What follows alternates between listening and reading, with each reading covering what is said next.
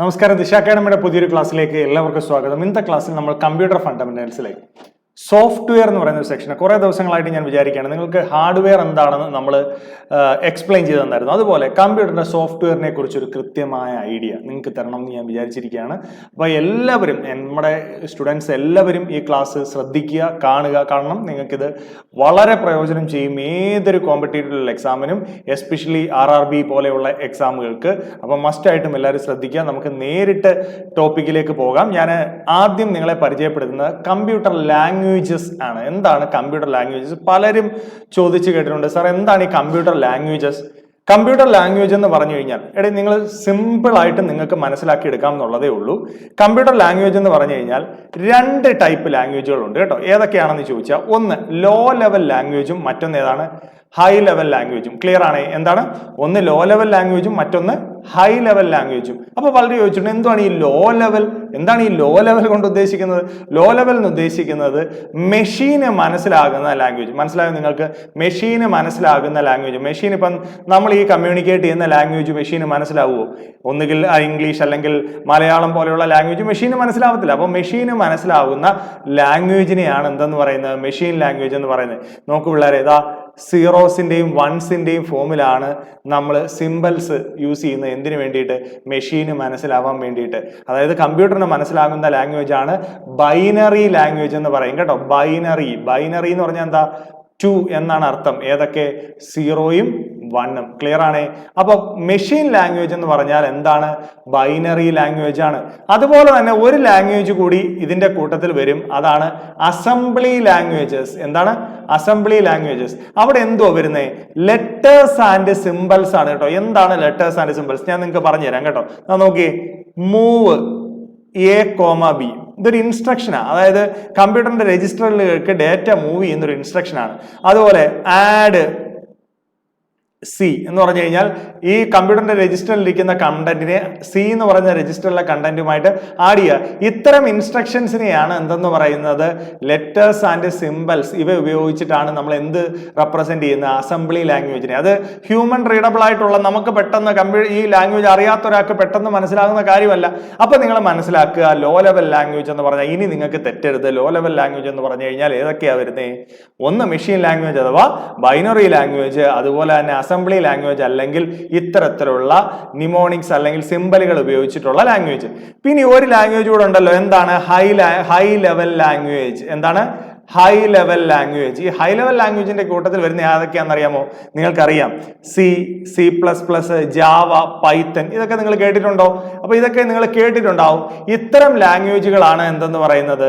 High level language. അതായത് normal English like languages ഉപയോഗിച്ച് എഴുതുന്ന കോഡുകളാണ് എന്തെന്ന് പറയുന്നത്? High level languages. അപ്പൊ ഇനി ആർക്കും തെറ്റരുത്, കമ്പ്യൂട്ടർ ലാംഗ്വേജസ് എന്ന് പറഞ്ഞു കഴിഞ്ഞാൽ രണ്ടെണ്ണമാണ് വരുന്നത്. എന്താണ്? ഒന്ന് ഹൈ ലെവൽ ലാംഗ്വേജസ്, മറ്റൊന്ന് മെഷീൻ ലെവൽ ലാംഗ്വേജ്. മെഷീന് മനസ്സിലാകുന്ന ലാംഗ്വേജും അതുപോലെ തന്നെ ഹൈ ലെവൽ ലാംഗ്വേജും. തെറ്റത്തില്ലല്ലോ? അപ്പൊ ഞാൻ അടുത്തൊരു കാര്യം നിങ്ങളെ പരിചയപ്പെടുത്താം. നേരെ ഈ കമ്പ്യൂട്ടർ ലാംഗ്വേജസ് എന്തിനു ഉപയോഗിക്കുന്നു? അത് പലപ്പോഴും ചോദിച്ചു കാണുന്നതാണ് കേട്ടോ. എന്താന്ന് വെച്ചാൽ, പ്രൊലോഗ് എന്ന് പറഞ്ഞൊരു ലാംഗ്വേജ് ഉണ്ട് കേട്ടോ. പ്രൊലോഗ് എന്തിനാണെന്ന് ചോദിച്ചു കഴിഞ്ഞാൽ, ആർട്ടിഫിഷ്യൽ ഇന്റലിജൻസിന് ഉപയോഗിക്കുന്ന, ആർട്ടിഫിഷ്യൽ ഇന്റലിജൻസ് എന്ന് വെച്ചാൽ മെഷീൻ ലേണിംഗ് പോലെയുള്ള, റോബോട്ടിക് പോലെയുള്ള ടെക്നോളജിക്ക് ഉപയോഗിക്കുന്ന ലാംഗ്വേജ് ഏതാണെന്ന് ചോദിച്ചാൽ നിങ്ങൾ എന്ത് പറഞ്ഞു കൊടുക്കണം? പ്രൊലോഗ് ആണ്. ക്ലിയർ ആണ്? ഇനി അതുപോലെ കോബോൾ എന്ന് നിങ്ങൾ കേട്ടിട്ടുണ്ടെങ്കിൽ അതെന്താ വെച്ചാൽ, അതിന്റെ full form common business oriented language. Business പർപ്പസിന് വേണ്ടി ഉപയോഗിക്കുന്ന ഒരു ലാംഗ്വേജ് ആണ് കോബോൾ എന്ന് പറയുന്നത്. അതുപോലെ ഫോർട്രാൻ, പഴയ ലാംഗ്വേജുകളാണ്. ഫോർട്രാൻ അതിന്റെ ഫുൾ ഫോം ഒക്കെ ചോദിച്ചിട്ടുണ്ട്. ഫോർമുല ട്രാൻസ്ലേഷൻ എന്നാണ് പറയുന്നത്. എന്താണ്? ഫോർമുല ട്രാൻസ്ലേഷൻ പഠിച്ചു വെക്കുക. അതുപോലെ ബേസിക്, ഇതൊക്കെ കുറച്ച് പഴയ ലാംഗ്വേജ് ആണ്. ബിഗിനേഴ്സ് ആൾ പർപ്പസ് സിംബോളിക് ഇൻസ്ട്രക്ഷൻ കോഡ് എന്നാണ്. ബിഗിനേഴ്സ് ആൾ പർപ്പസ് സിംബോളിക് ഇൻസ്ട്രക്ഷൻ കോഡ് എന്നാണ്. ഇതിന്റെ എല്ലാം ഫുൾ ഫോം ഒന്ന് പഠിച്ചു വെച്ചേക്കണേ. ഇനി നിങ്ങൾ ഇപ്പൊ കേൾക്കുന്ന ചില ലാംഗ്വേജുകളായിരിക്കും HTML, PHP, ജാവാസ്ക്രിപ്റ്റ് എന്നൊക്കെ നിങ്ങൾ ഒരു വിഷയം കേട്ടിട്ടുണ്ടാവും. HTML ഒക്കെ ഹൈപ്പർ ടെക്സ്റ്റ് മാർക്കപ്പ് ലാംഗ്വേജ് എന്നാണ് അതിന്റെ ഫുൾ ഫോം എന്ന് പറയുന്നത്.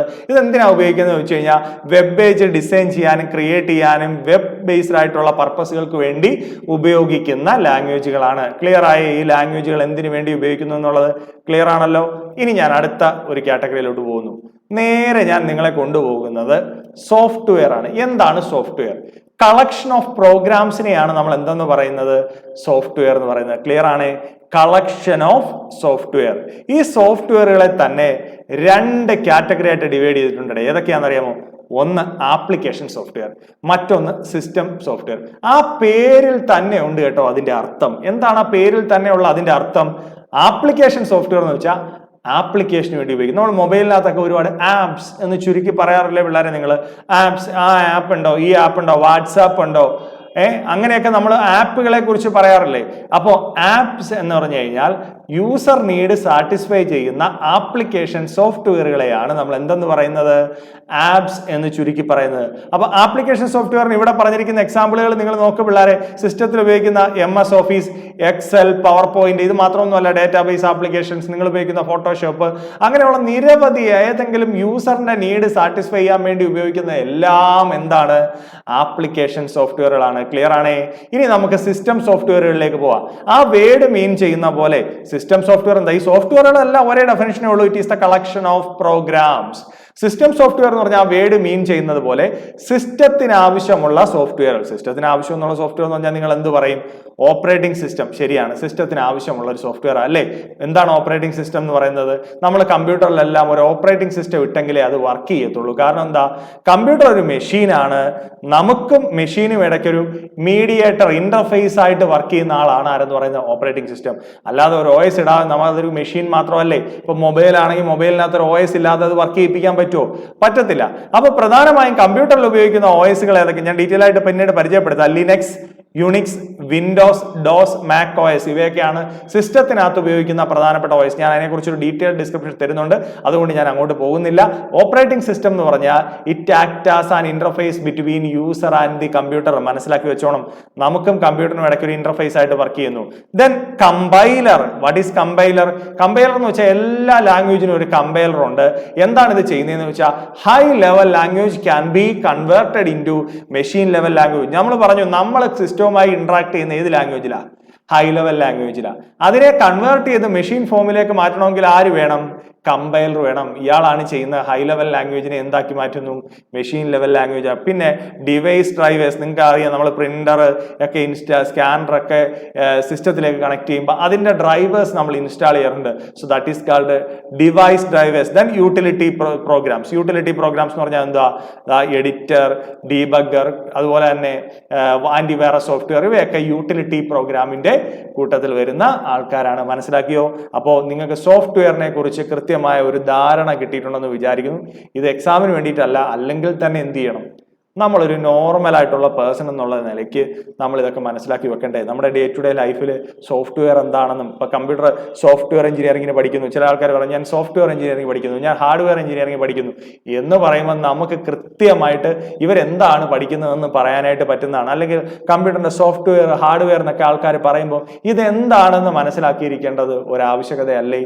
അപ്പോൾ മസ്റ്റായിട്ട് നിങ്ങൾ എന്ത് ചെയ്യുക? മനസ്സിലാക്കി വെക്കുക. ക്ലിയർ ആണേ? ഇനി ഞാൻ നിങ്ങളെ ഓപ്പറേറ്റിംഗ് സിസ്റ്റംസ് പരിചയപ്പെടുത്തുന്നു. ഞാൻ പറഞ്ഞു അത് ഡീറ്റെയിൽ ആയിട്ടൊന്ന് പറയാമെന്ന്. ഞാൻ ആദ്യം നിങ്ങളെ ലിനക്സാ പരിചയപ്പെടുത്തുന്നത്. ലിനക്സിന്റെ പ്രത്യേകത എന്ന് വെച്ചാൽ ഇതൊരു ഓപ്പൺ സോഴ്സ് ഫ്രീ സോഫ്റ്റ്വെയർ ആണ്. അപ്പൊ പലപ്പോഴും എക്സാമുകൾ ചോദിച്ചിട്ടുണ്ട് ഒരു ഫ്രീ സോഫ്റ്റ്വെയറിന് എക്സാമ്പിൾ ഏതാണ്? ലിനക്സ് കണ്ടാൽ അത് എഴുതിക്കോണം. First fully supported 64-bit OS ആണ് ആരെന്ന് പറയുന്നത്? ലിനക്സ് എന്ന് പറയുന്നത് ഡെവലപ്ഡ് ബൈ ലിനസ് ടോർവാർഡ്സ് ആണ് ഡെവലപ്പ് ചെയ്തിരിക്കുന്നത്. Name of the penguin in Linux logo is Tux. ഒരു പെൻഗിൻ ആണ് നമ്മുടെ ലിനക്സിന്റെ ലോഗോയിൽ കാണുന്നത്, അതിന്റെ പേര് ടക്സ് എന്നാണ്. ഓക്കെ, ക്ലിയർ ആണ്? ഇത്രയും ഇൻഫർമേഷൻസ് ഇതുമായിട്ട് ബന്ധപ്പെട്ട് ഓർത്തു വെക്കുക. ഇനി ഞാൻ നിങ്ങളെ അടുത്ത് പരിചയപ്പെടുത്തുന്നത് DOS means disk operating system എന്നാണ് ഫുൾ ഫോം. അതിന്റെ 2 കാറ്റഗറി ഉണ്ട്, MS DOS and PC DOS. MS DOS is developed by Microsoft and PC DOS is developed by IBM. Is clear? Note ചെയ്ത് വെക്കണം. ദെൻ യുണിക്സ് ഒരു operating system ആണ്, developed by AT&T using which language? C language use ചെയ്തുകൊണ്ട് develop ചെയ്തിരിക്കുന്ന ഒരു operating system ആണ് Unix എന്ന് പറയുന്നത്. C ലാംഗ്വേജ് എന്ന് പറയുമ്പോൾ ആര് വരും? ഡെന്നിസ് റിച്ചിയുടെ പേര് ഓർത്തിരിക്കണം.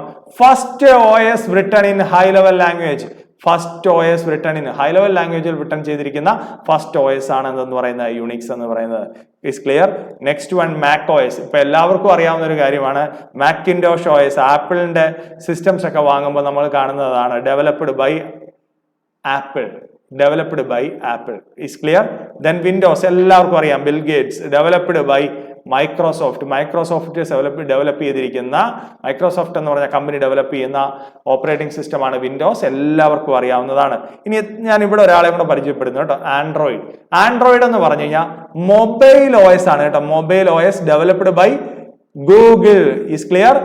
അപ്പോൾ എന്താണ് ആൻഡ്രോയിഡ് എന്ന് പറഞ്ഞാൽ ഒരു മൊബൈൽ OS ആണെന്നും അത് ഡെവലപ്പ് ചെയ്തിരിക്കുന്നത് ഗൂഗിൾ ആണ്. ഞാൻ പറഞ്ഞു ഇത് നിങ്ങൾ ഒന്ന് ശ്രദ്ധിച്ചു നോക്കിയേ.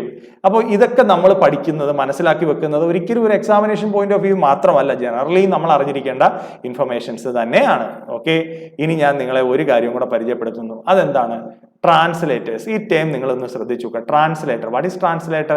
It convert other languages into machine language, which means that high level or assembly language can be converted into machine language. സീറോസിന്റെയും വൺസിന്റെയും ഫോമിലേക്ക് മാറ്റുന്ന ആൾക്കാരെയാണ് നമ്മൾ ട്രാൻസ്ലേറ്റേഴ്സ് എന്ന് പറയുന്നത്. ഓക്കെ, അസംബ്ലർ എന്ന് പറഞ്ഞൊരു ട്രാൻസ്ലേറ്റർ ഉണ്ട്. ഇയാൾ ചെയ്യുന്നത് എന്താണെന്നറിയാമോ?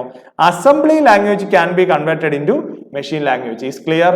കമ്പൈലർ എന്താ ചെയ്യുന്നത്? Convert high level language into machine language. Interpreter, it also convert high level language into machine language, but the difference is interpreter ചെയ്യുന്ന ലൈൻ ബൈ ലൈൻ കൺവേർഷൻ ആണ്. അതൊന്ന് ശ്രദ്ധിച്ചു വേണം, അത് മാത്രമാണ് പഠിക്കാനുള്ളത്. പിന്നെ 2 പോയിന്റ് കൂടി ഞാനൊന്ന് പറയുന്നു. അസംബ്ലി ലാംഗ്വേജിൽ ഉപയോഗിക്കുന്ന സിംബൽസ്, പരീക്ഷയ്ക്കൊക്കെ ഞാൻ ചോദിച്ചു കണ്ടൊരു പോയിന്റ് ആണ്. നിമോണിക്സ് എന്നാണ് അറിയപ്പെടുന്നത്. അസംബ്ലി ലാംഗ്വേജിൽ ഉപയോഗിക്കുന്ന സിംബലുകളെ നിമോണിക്സ് എന്നറിയപ്പെടും. അതുപോലെ ലോഡർ എന്ന് പറഞ്ഞ ആളാരാണ്? Loads program into main memory. അതായത് സെക്കൻഡറി മെമ്മറിയിൽ കിടക്കുന്ന കമ്പ്യൂട്ടറിന്റെ ഹാർഡ് ഡിസ്കിലുള്ള ഡേറ്റയെ മെയിൻ മെമ്മറിയായ റാമിലേക്ക് കൊണ്ടുവരുന്ന ആളാണ് ആരെന്ന് പറയുന്നത്? ലോഡർ. ലോഡറിന്റെ ജോലി അതാണ്. അപ്പോൾ പ്രധാനമായിട്ടും നിങ്ങൾക്ക് ഈ സോഫ്റ്റ്വെയറുകൾ അല്ലെങ്കിൽ ലാംഗ്വേജസ് അല്ലെങ്കിൽ പ്രോഗ്രാംസ് എന്നുള്ളതിനെ കുറിച്ച് ഒരു ഐഡിയ ഉണ്ടായി കാണുമെന്ന് ഞാൻ വിചാരിക്കുന്നു. ഇത് നമ്മൾ ഹാർഡ്വെയർ മനസ്സിലാക്കിയിരിക്കുന്ന പോലെ തന്നെ കമ്പ്യൂട്ടറിന്റെ സോഫ്റ്റ്വെയറിനെ കുറിച്ച് ഇത്രയും ഇൻഫർമേഷൻസ് എങ്കിലും ബേസിക് ആയിട്ട് ഒരു വിദ്യാർത്ഥി മനസ്സിലാക്കി വെക്കേണ്ടതാണ്. അപ്പോൾ നിങ്ങൾ ഇത് പഠിച്ചു വെക്കുമെന്ന് വിചാരിക്കുന്നു. ഓക്കെ, ദെൻ അപ്പോൾ എല്ലാവരും ഈ പറഞ്ഞ കാര്യങ്ങൾ നിങ്ങളുടെ എക്സാമിനേഷൻ പോയിന്റ് ഓഫ് വ്യൂവിൽ ഓർത്തു വെക്കാനായിട്ട് ശ്രമിക്കുക. Thank you.